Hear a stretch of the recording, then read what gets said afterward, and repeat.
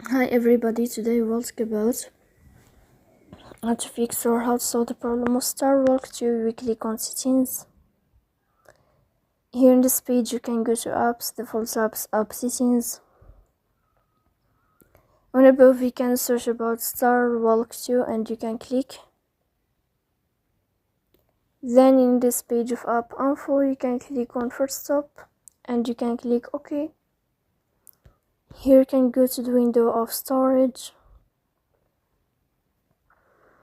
Here you can click on clear cache.